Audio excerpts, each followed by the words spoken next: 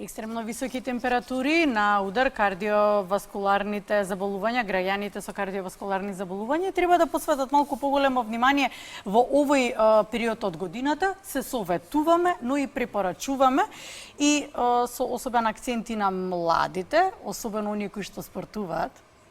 Зашто ме гледаш мене, јас не спортувам? Па сега правиш пауза. Инаку спортуваш на отворено. Како со прекор ме гледаш, да, затоа морав да изреагирам. Сега ти кажам малку, некои работи ќе треба да слушаш. Добро. Така, добро. Во продолжение разговараме со доктор Ивана Јовановска-Христова, специјалист кардиолог. Ивана, добро утро. Добро утро.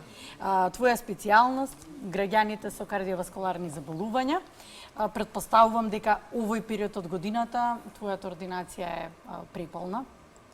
Да, констатацијата Малку ви е на повеќе. место. Да. Имаме малку повеќе динамика и фреквенција, затоа што лицата кои што патат од нашата проблематика, апсолутно, како и сите, значи, не им годи претоплото, но и преладното време.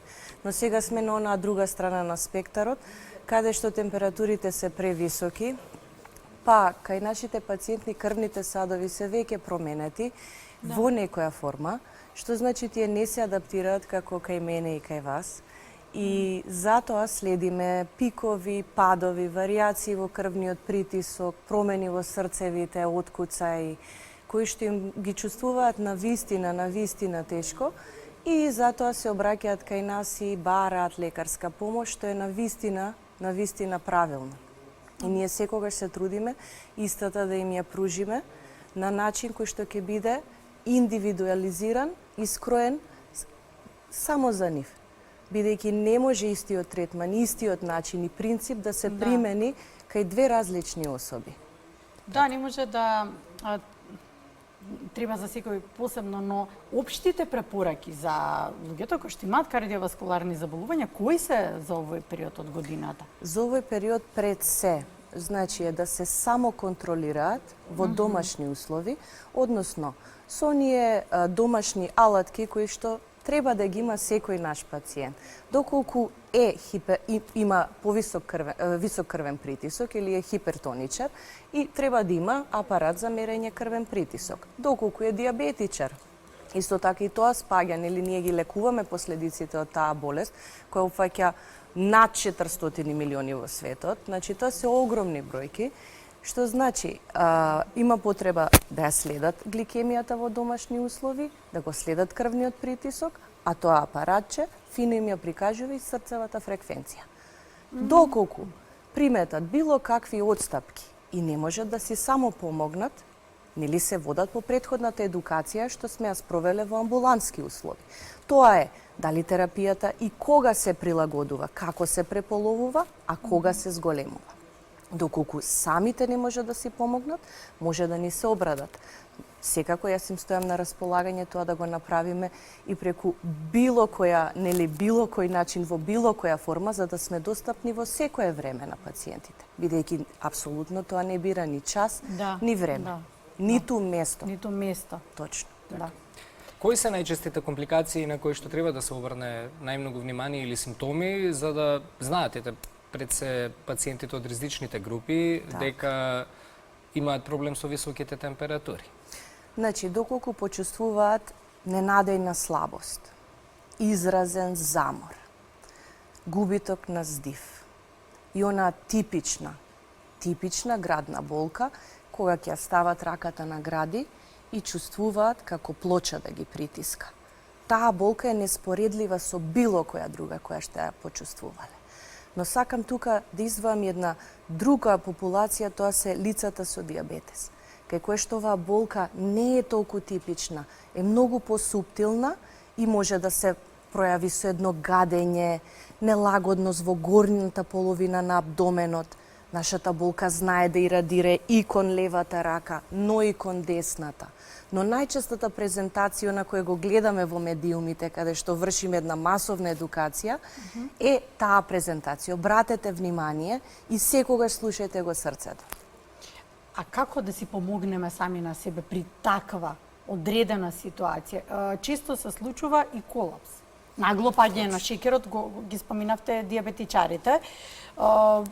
Тука исто високите температури многу придонесуваат кон такво нешто, но и дехидрација на организмот.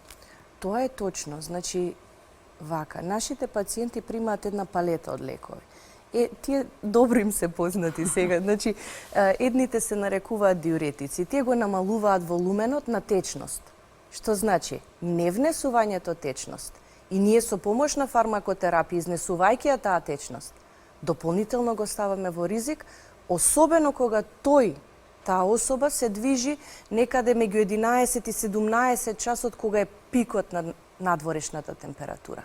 Јас некогаш знам и во мојот извештај да напишем да се воздржува од физичка активност било каква во надворешни услови од 11 до 17 часот во овие услови. Истото им го препорачувам и на останатите кои не мора да значи дека имаат било каква манифестација значајна на оваа патологија. Или може би имаат некоја хипертензија која е регулирана, дали имаат некој диабет кој што е ново откриен.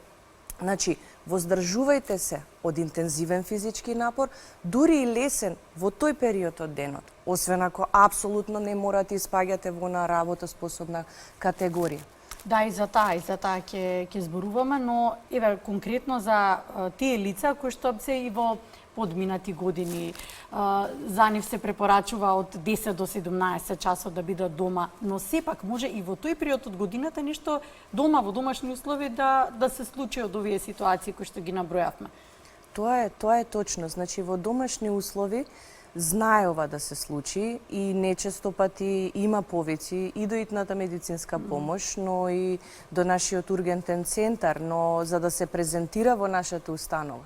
Значи, тој ако не е свесен, значи тие лица треба да се под надзор. Дали на своите блиски, дали нега од трето лице, значи мора да биде под постојан надзор. И секако да поседуваат оние големи телефони со бројки на кои што апсолутно ќе може само со едно бројче да повика на медицинска помош. Или соседот, соседката да доаѓаат и да го визитираат почесто. Или да се повика, нели, дневна визита или оние кои прават обиколка, тие ранливи категории, групи, да ги визитираат во одредени периоди. Но секогаш, доку поврати свест, апсолутно со едно копче, да ја повика итната медицинска помош. А доколку ова се случило и предходно, нека не ги сваќа безазлено овие, значи, симптоми. Нешто се случува. Или ќе го дооткриеме во амбулантски услови, или ќе се презентира во нашиот ургентен центар, каде итно, нели, сето тоа ќе го испитаме и ќе дојдеме до одреден заклучок. Дали ќе имаме корекција во терапијата, третманот, пристапот. Најчесто завршуваме со правилна едукација. Како да ја прима терапијата, кои се дозите, кога ќе ја преполови, кога ќе ја зголеми, а кога нема да се напие. Бидејќи вие секогаш кога примате од онаа нова палета на лекови, имате одредена доза на лекот во себе и покрај тоа што не сте ја примиле. Периодот на дејство е некаде 15, 18 до 36 часа на одредена терапија. Така да секогаш ќе имате во организмот. И не се плашете да ја скокнете, но сепак нашата терапија се зема редовно. Така. Високиот крвен притисок е проблематичен. Сега би сакал и за него малку да одговориме кај него што се толерира, до која граница е нормално да се покачи во лето. Точно. Значи, вака, пред се има популација која што имаме докажана болест и онаа која што бара исследување. Сега, оптимално 120 со 80, нели како што би требало ние да имаме оваа возрастна популација, но мојата тенденција е лицата и над 65 годишна возраст, доколку добро го толерираат да бидеме во оваа граница. 120 до 130 со 80, 85, значи сметаме дека е граница во која се толерира. Сега едното е дали сме во фаза на испитување, докажување на постоење на болест, или дали сме во фаза на третирање на истата. Но сепак, нормален крвен притисок е 120 со 80, висок нормален 130 со 85-89. Но, веќе кога одиме над таа граница, велиме дека имаме градус 1, градус 2 на хипертензија. Но тоа бара една кардиолошка проценка и нормално имаме модификација на животен стил и навики, меѓу другото ја потенцирам физичката активност и потоа имаме рестрикција, односно внесна сол. Внесна сол може многу да промени. Иако луѓето тоа го сметаат безазлено, особено велам каква храна тогаш да внесува. Онаа која ќе ја сготвите. Вие точно знаете колку сол ставате во тоа кое го консумирате. Или, например, грицки. Прочитајте само од страната колку има сол. Јас не велам да се воздржите од било кои задоволства. Значи, само прочитајте. Тоа не значи дека уште едно пакетче ќе земете дента. Затоа велам, правилната едукација, која што се случува во амбулантски услови, е пресудна за овие пациенти и правилното нивно контролирање. Сега сакам малку внимание на работоспособната активна група да посветиме, од причини што малку загрижува податокот кој што го изнесуваат од брзата помош, колку многу имало и колапси, и дехидрација, и покачен крвен притисок кај популација од 30 до 40 години. Таа е активна работно способна популација. Ивана, што е тука главниот причинител? Негрижа? Што мислите дека Вашето прашање на вистина не може никого да остави рамнодушен, нели? Кога ќе ги спомнете таа возрастна граница. Јас работам со возрастна популација, но апсолутно сме секогаш и пристрасни и кон помладите. Но причината е промените во животниот стил и навики. Што се случи изминатите години, како тоа го објаснувам? Седентарниот тип на професија, значи повеќе седиме отколку што се движиме. Имавме период кога бевме исклучително затворени и сега се повеќе се промовира и практикува принципот на работа од дома. Дома работиме во многу мал простор, во анаеробни услови, значи немаме контакт со надворешната средина, не сме аклиматизирани, температурата е прилагодена на онаа која нам ни одговара, што значи било какво покачување на температурата или ние да излеземе да спортуваме по таква активност, односно седечка претежно која трае 8 часа, кај некого и 12 и повеќе, значи на тој начин главно го објаснувам. И оној начин на несоодветно кондиционирање. Не може некој кој практикувал седентарен тип на професија, која трае години и години наназад, или да речеме последниве 2, да веднаш се качи утредента на водно или да истрча еден маратон од 5 километри. Значи тоа не ви го советувам. Постепено се започнува и се надоградува. Расте степено, значи периодот кога одмарате е подолг во однос на периодот кога сте физички активни. Односно 5 минути джогирам, трчам, брзо одам, возам велосипед, 10 минути одмарам. А потоа тие периоди на одмор ги надокнадувате со физичка активност, стасуваме до 20-40 минути па и повеќе. Но постепено. Постепено, само тоа. Тука се наметнува веќе на следното прашање. Докаде е границата, докаде треба да внимаваме, кои ќе бидат и вашите препораки, бидејќи колку и да сме здрави, сепак треба и да превенираме, нели, посебно на вакви екстремно високи температури, кога станува збор за нели физичките напори на кои што го изложуваме телото, бидејќи како помлади не знаеме докаде е границата. Советите се секогаш добре дојдени. Дел ги слушаме, дел не ги слушаме, но потоа си го плаќаме тоа со своето здравје, за жал. Но тука сме да кажеме, затоа и сте наши гости. Ми е задоволство, значи, јас кај помладата популација, дури и оние кои не се толку резервирани кон напреднатата технологија, апсолутно ги охрабрувам во набавка на оној смартвоч или оние девајси кои што ја мерат срцевата фреквенција, но има и некои толку се напреднати што ни даваат многу низа параметри. И базичен да набавите со мерење на срцева фреквенција е сосема доволно, со тоа што ќе извадите динамиката и ќе си поставите една вредност. Значи, доколку ние одземеме нашата возраст од одредена зададена, значи 220, значи нас лимитот ни е некаде до 170. Но тоа ние не можеме да го одржиме повеќе од минута и пол. Значи, поентата е за забрзувањето на срцевата фреквенција, го зголемува крвниот притисок, притисокот врз срцето, крвните садови.